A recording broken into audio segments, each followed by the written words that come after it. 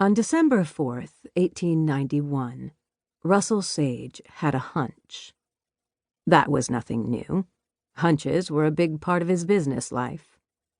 What usually followed was exhaustive research, then weeks of stock manipulations until he had seized control of a targeted company.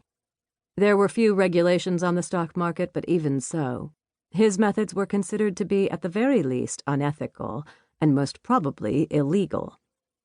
And the result was almost always the same. He would invariably make a lot of money while others took financial baths. But this hunch was different. It bore no fruit for him. No money, no prized company. The result of this hunch was that he was hiding in his office. The Wall Street magnate and railroad titan rarely shied away from anyone. Even at the ripe old age of 75, he was a tireless worker and a fearless risk-taker who had no qualms about making suspect stock transactions and buying politicians to ensure his success. The almighty dollar was his religion, and God have mercy on anyone who tried to separate him from it. His devotion had paid off, and he was currently one of the richest men in the United States. Sage and his partner, Jay Gould, had been cohorts of Boss Tweed, the infamous head of New York's Tammany Hall, and Sage had no qualms about showing his support when Tweed was arrested. When cartoonist Bernhard Gillum depicted him along with Gould and Cornelius Vanderbilt in a scathing rendering where they comfortably rested on millions of dollars as many poor workers carried them, he wasn't concerned. Sage didn't care what people thought. He considered himself untouchable. Yet on that day, something had changed. This man with his closely cropped hair, conservative suit, and signature bow tie was experiencing a new emotion. He was scared. "This is insane," Sage thought, watching his hand shake as if it weren't part of his body. He didn't recognize the name of the man who was in his outer office demanding to see him, and if Sage didn't know who he was not worth knowing. "I'm sorry, Mr. said Peter Ramsey, Sage's secretary, who had already forgotten this innocuous man's name and had hoped he would repeat it. "Norcross, Henry L. Norcross," he responded, exasperated at Ramsey's lack of attentiveness. "Please write it down so I don't have to keep repeating myself." "Not necessary. It is now indelibly implanted on my brain. But no matter how disappointing the news might be, it's not going to change. Mr. Sage is presently out of town." "Stop lying to me," Norcross shouted as he rearranged the strap of a bulky satchel he was carrying on his shoulder. "Mr. Norcross, could you please lower your voice?"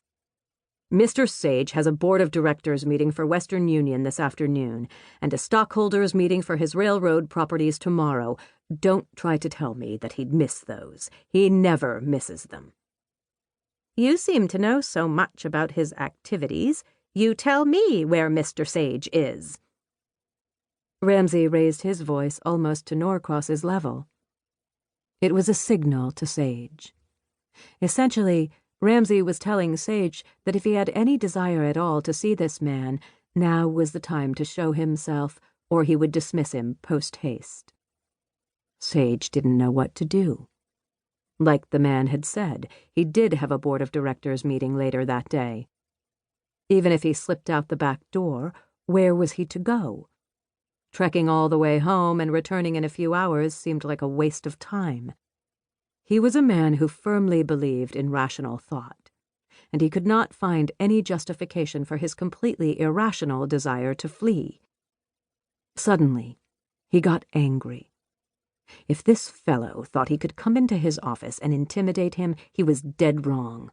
"I don't get intimidated. I'm the one who does the intimidating."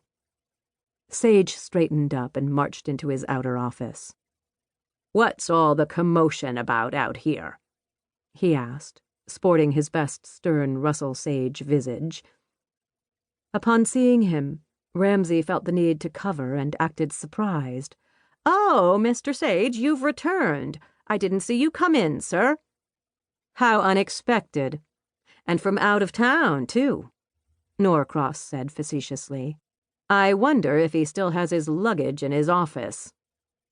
Sage would have none of this and responded sternly. "Look here, Mr. Norcross," Ramsay offered, trying to be helpful. "I'm a busy man, and you're disrupting my office. Quickly state your business and then leave." "I appreciate your directness, Mr. Sage," said Norcross. Then he reached into the inside pocket of his suit jacket and handed Sage a piece of paper. "This is my letter of introduction from John D. Rockefeller."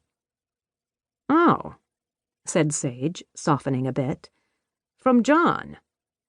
He quickly glanced at the letter, then exclaimed, "What kind of charlatan are you? This isn't from John." "True, but it got you to take the letter, and I strongly advise you to read it. It's in your best interests." As Sage read the letter, his face became tense and somewhat contorted. $1,200,000. This is preposterous. The other employees in the room looked up. It was a tremendous amount of money, but they had heard Sage negotiate sums of that nature before, or had at least seen it in the paperwork. "I know you have significantly more than that," said a calm Norcross, completely undaunted by Sage's outrage. "It's a mere drop in the bucket to you." "In cash? You're crazy if you think I have that kind of money lying around my office."